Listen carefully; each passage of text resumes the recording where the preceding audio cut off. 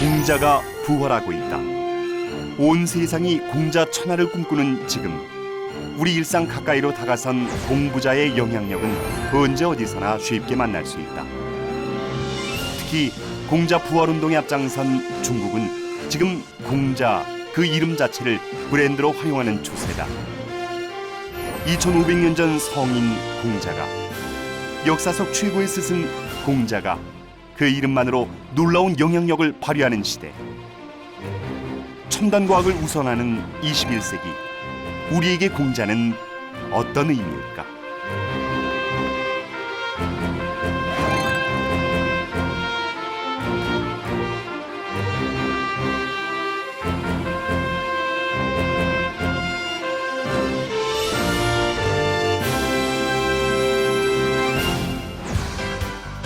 최근 들어 공자를 재조명하는 움직임이 활발하다. 지난 5월 경기도 오산시 주최로 열린 학술 세미나의 주제는 교육, 공자에게 길을 묻다였다. 공자의 교육 정신과 현대적 의미를 논의한 시간. 이렇게 지금 우리 사회에선 공자의 사상이 큰 관심을 모으고 있다.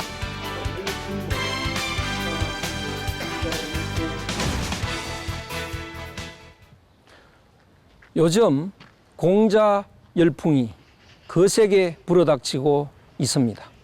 서점에 공자에 관한 서적들이 다량 판매되고 있고 공자에 대한 대중 강연도 붐이 일어나고 있습니다. 전문학자들도 공자에 관한 논문을 많이 쓰고 있습니다. 또 공자에 관한 세미나, 학술회의 등도 여기저기서 개최되고 있습니다. 중국을 위시해서 전 세계적으로 불어닥치는 이런 공자 열풍은 그 원인이 어디에 있는 것일까요? 전 세계 공자 부활운동의 선두에 선 나라는 바로 중국이다. 지난 2008년 베이징 올림픽 개막식에서 중국은 공자와 제자 3,000명이 행진하는 화려한 퍼포먼스를 선보였다. 2000년대 중반부터 시작된 공자 부활운동을 전 세계에 공식적으로 선포한 것이다.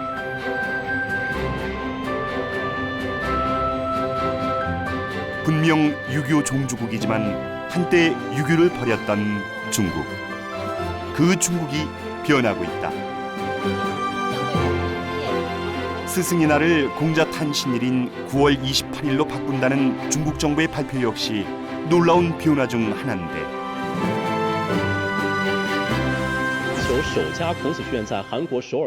지난 2004년 11월 중국 언론은 서울의 문을 연 최초의 공자 학원 소식을 대대적으로 소개했다. 자신들의 언어와 문화를 보급하기 위해 중국이 선택한 것은 바로 공자 학원 설립과 확산이었던 것. 그렇게 우리 서울에 세계 최초의 공자 학원이 문을 열었는데, 중국이 첫 번째 공자학원 설립지로 우리나라를 선택한 것은 한국에서 이어져 온 공자 정신과 무관하지 않다. 공자는 중국 고대 교육 사상가이자 위대한 철학자로서 중국 하면 떠오르는 인물이기 때문에 공자라 학원, 공자 아카데미라는 이름을 사용하고 있습니다. 중국 정부가 중국어 및 중국 문화를 세계에 널리 보급하고자 설립된 기구입니다. 공자 아카데미는 2004년도에 저희 서울 공자 아카데미의 설립을 필두로 현재까지 전 세계 110여 개국에 450여 개가 설립되어 있습니다. 이러한 중국의 공자 부활 노력은 곳곳에서 나타난다. 지난 2010년 제작 개봉된 중국 영화 공자 춘추전국 시대. 공자의 기구한 일생을 다룬 전기 영화지만 제작비만 무려 우리 돈 350억 원에 이르는 대작이다. 화려한 액션이 눈길을 끄는 이 작품은 천하 통일의 열망으로 전쟁이 난무하던 춘추전국 시대, 당대 최고의 책략가 공자가 최고의 스승으로 자리하는 과정을 그려냈다. 공자의 일대기와 함께 그의 사상을 잘 그려낸 이 작품은 논어나 춘추와 같은 고전을 통해서만 만나온 공자의 인간적인 면모까지 잘 담아냈다.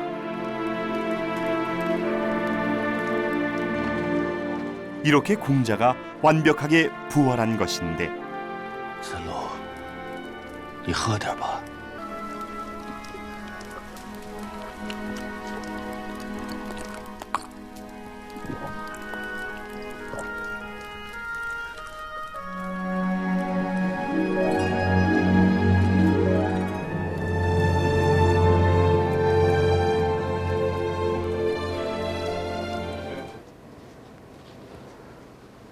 공자를 부활시키려는 이런 움직임은 중국에서 활발히 일어나고 있는데요.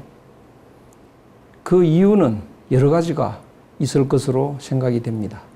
그러나 어쨌든 이런 움직임은 공자의 브랜드 가치가 그만큼 크다는 것을 입증하고 있는 것입니다. 공자의 사상은 오늘날 세상을 정화시키는데 큰 의미가 있을 것입니다. 한류 효과에서 증명되듯이 21세기는 문화의 시대다. 중국 역시 자국 문화를 확산시키기 위한 방안을 모색했고 2500년 역사의 지도자 공자를 선택했는데 공자의 가르침에 담긴 사상이 21세기 시대적 요구와 맞물린다는 것이 가장 큰 이유다. 그러나 오랜 세월 공자와 유교를 지켜온 것은 유교 종주국 중국이 아닌 우리 한민족이다.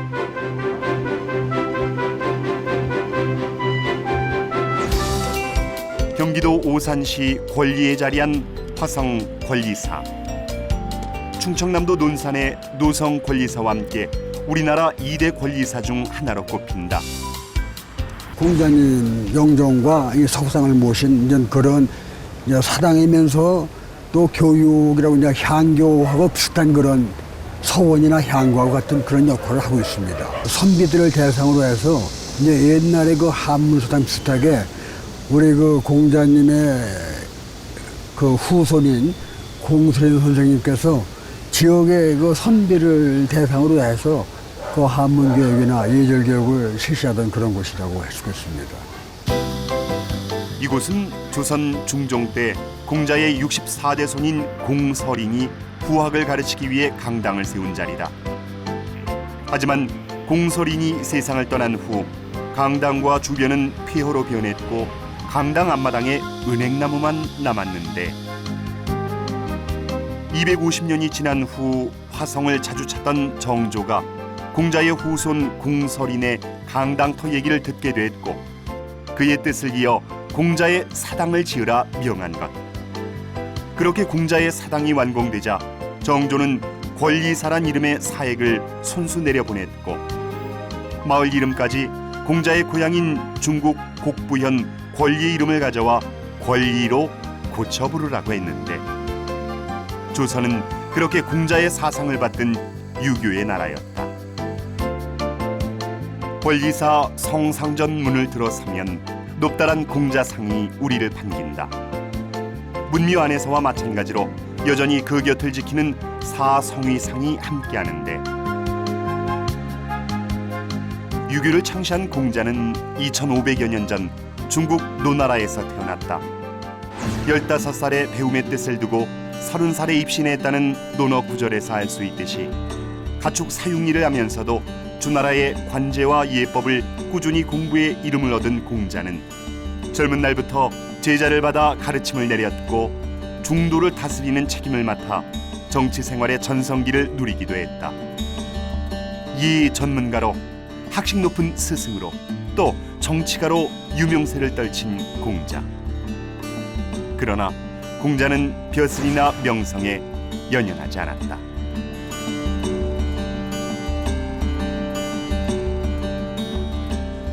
공자가 살았던 시대는 오늘날 우리들이 살고 있는 이 시대와 매우 흡사합니다. 사람들의 마음이 황폐해지고 사회가 혼란스러워졌습니다. 이 두 가지 문제를 해결하는 것이 공자의 목적이었습니다. 먼저 이 황폐해진 사람들의 마음을 바로잡아야 했고 혼란해진 사회를 안정시켜야 했습니다. 이 두 가지 목적을 달성하기 위해서 공자는 열심히 천하를 돌아다녔습니다. 공자가 정치적 이상을 펴기 위해 천하를 오가던 그 시기는 흔히 주유열국으로 표현된다. 지후들은 패권을 다투고 천자는 권위를 잃어 상리에 관한 제도가 파괴되기 시작한 그때, 정치적으로 불안한 그 시절, 공자는 망명과 귀국을 반복해야 했다. 하지만 그 걸음은 헛되지 않았다. 자기를 극복해 예로 돌아간다는 말로 주나라의 전통적 질서와 문화 회복을 주장한 공자. 가르침엔 차별이 없다며 배우고자 하는 이들에게 기꺼이 배움의 문을 열어주었던 공자는 천하 무도를 천하 유도로 바꾸려 한 것이다. 本使受魏国国君和君夫人之命。 그런 공자이니 후대에서 가장 높은 존경을 받는 것은 당연한 일이다. 공자 초상화와 다양한 공자상은 물론이고 그가 집대성하고 체계화시킨 옛 경전까지 모여있는 공자문화전시관. 이곳은 늘 공자의 삶을 흠모하는 사람들로 북적인다. 특히 요즘 들어 공자의 생애와 사상에 관심을 갖는 청소년들이 부쩍 늘었는데, 하늘을 숭배하고 사람을 사랑하고 조상을 공경하고 자손을 돌보는 아름다운 전통을 후세에 물려주려는 큰 뜻을 설파한 공자. 하지만 공자가 살아생전 그 뜻을 모두 이룬 것은 아니다.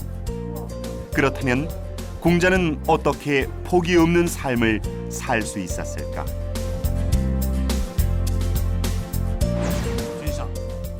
공자가 남긴 말에 그 답이 있다.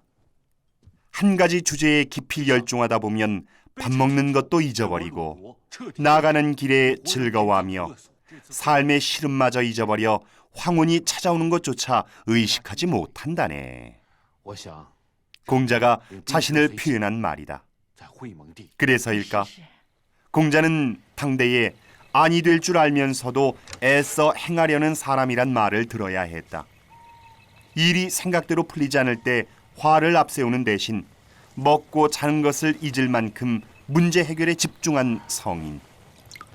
공자를 이상주의자라 부르는 것은 바로 그 때문이다. 近之可以服侍父母，远之可以怀柔有邦，还可以使人认识很多鸟兽草木的名称。 바로 그런 공자의 사상은 첨단 과학의 시대인 오늘 우리 삶 곳곳에 살아있다. 컴퓨터에 익숙한 우리 청소년들이 유교의 전통인 고유를 시작하는 모습이 더없이 반가운데,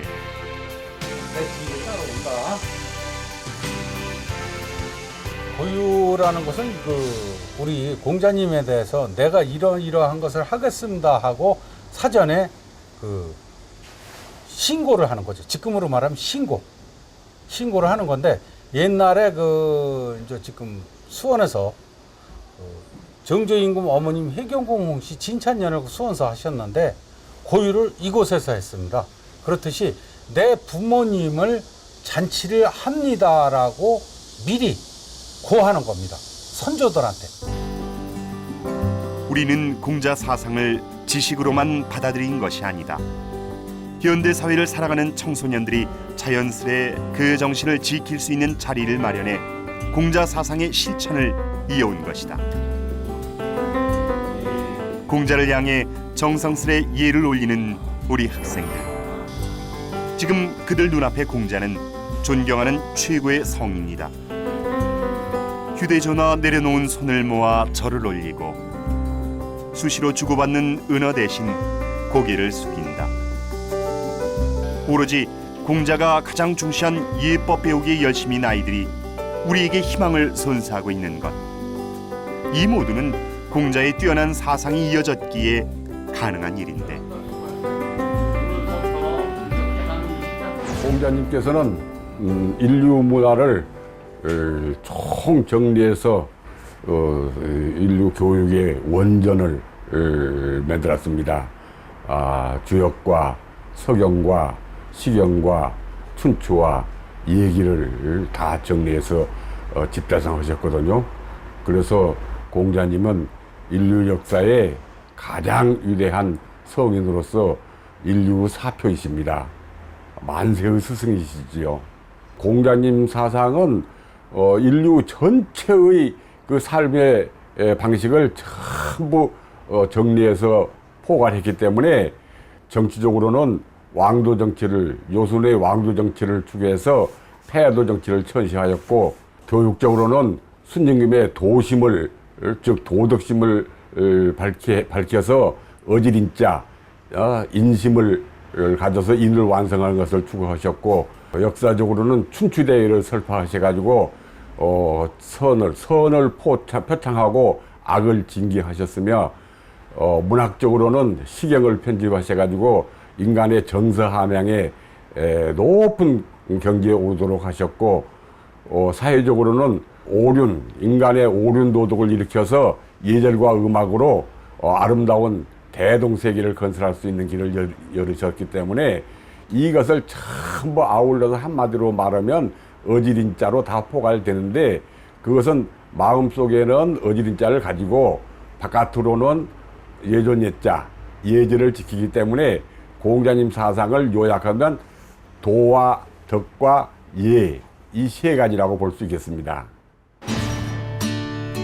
바로 그런 공자의 사상이 현 시대 위기의 해법으로 주목받으면서 지금 많은 사람들이 공자의 흔적을 찾고 있다.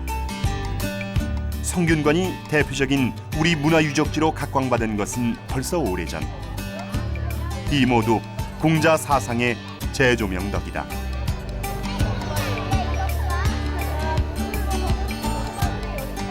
공자 사상의 핵심은 인과 예입니다.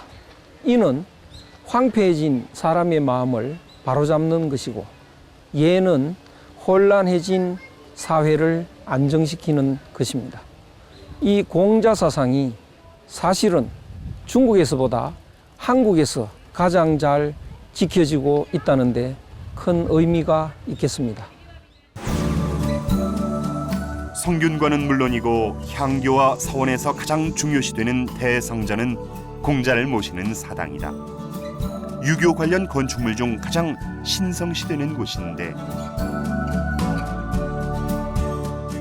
1년에 2번 성균관을 비롯한 전국 232개 향교 대성전에선 석전대제가 열린다. 국조 5레의 규격을 원형으로 하는 석전대제는 제관의 전통의상과 고전적 의식 절차, 고전음악인 문묘제례악과 천자의 제향 때 추는 8일무까지 전 세계에서 유일하게 그 원형이 이어지고 있다.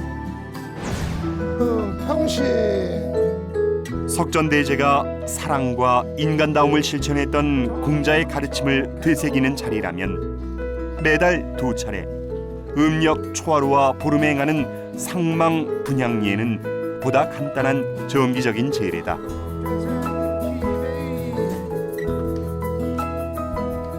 공자님의 학문을 기리는 일 중에서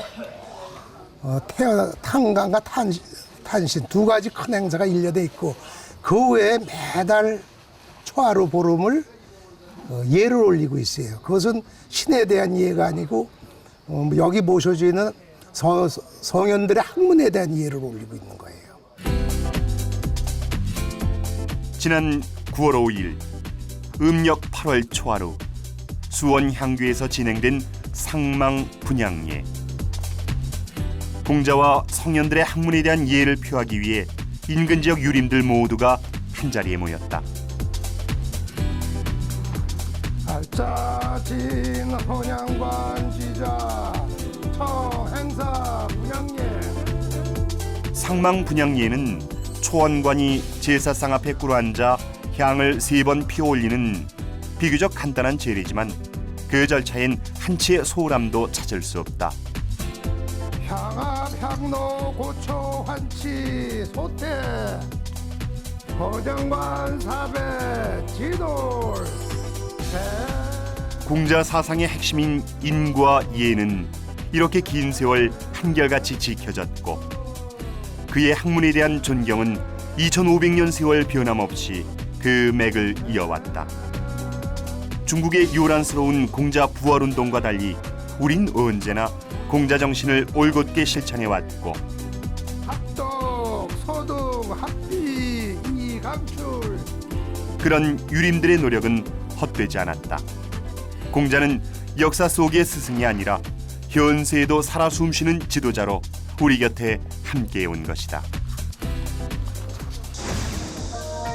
특히 최근 들어 유림 사회는 하나둘씩 그 문턱을 낮추고 있는데 신성한 공간 대성전의 문을 열어 일반인들이 공자 앞에 마주설 수 있는 장도 마련하고 있다.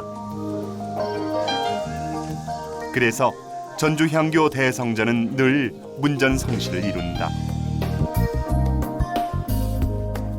대성전에 배향된 성현중 으뜸은 대성지성 문선왕 공부자. 그 아래엔 공자의 사상을 이은 뛰어난 네 분의 성인 사성위의 위패가 배향돼 있다.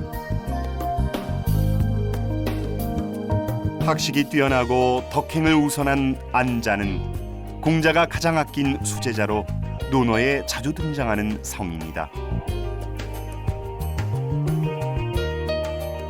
공자의 손자로 중용을 쓴 자사는 중국 노나라의 학자로 일상생활에서 과불급이 없는 중용을 지향했다. 동양 5성의 한 분인 증자는 중국 춘추시대 공자의 학문을 계승한 성입니다. 중국 전국시대 학자인 맹자는 맹자 7편을 저술해 왕도와 인의를 존중했고 성선설을 주창했다. 또 여기 문녀엔 공자의 10대 제자인 공문십철과 송조 6현을 더해 중국 성현의 위패 21위에 한국 성현 18위까지 배양돼 있어 모두가 경건함을 지켜야 하는 공간인데 그 중심에 공자가 있다. 분쟁과 갈등이 생기면 후세 사람들은 공자의 말씀을 기준으로 삼았다. 그만큼 공자의 삶은 정의로웠다 할 수 있는데 물론 살아생전 공자의 삶은 순탄치 않았다. 정의가 받아들여지지 않는 세상에서 성공보다 실패의 순간이 많은 인생 여정을 걸었으니 말이다. 그러나 그 어느 순간에도 흔들리지 않은 걸음이 있어 공자는 인류의 큰 스승으로 추앙받고 있는 것이다. 세상에는 공자를 비난하는 사람들이 많은데요. 당시에도 그랬습니다. 집일은 개와 같은 신세라고 비판하는 사람도 있었고 안 되는 줄 알면서 무모하게 추진한다는 그런 비판도 있었습니다. 또 정치에 참여해서 끝없이 실패를 거듭했다라고 비난하는 사람도 있었습니다. 그러나 그것은 공자를 잘못 본 것입니다. 공자는 학문을 통해서 세상을 밝히고자 했습니다. 그런 공자는 고달픈 공자여야 했습니다. 공자가 호의호식했다면 제자들이 열심히 공부하지 않았을 것입니다. 그렇기 때문에 공자는 실패가 아니라 그것이 성공이었습니다. 하늘의 뜻이었습니다. 그 결과로 공자는 아시아를 밝히는 등불이었고 오늘날 세상을 밝히는 횃불의 모습으로 부활하고 있습니다. 2500년 역사의 지도자 공자. 그 오랜 세월 우리를 지켜준 공자 정신. 인류 보편의 윤리 도덕을 살법했고 온 인류에 해당하는 진리인 대동세계 건설을 꿈꾼 성인 공자.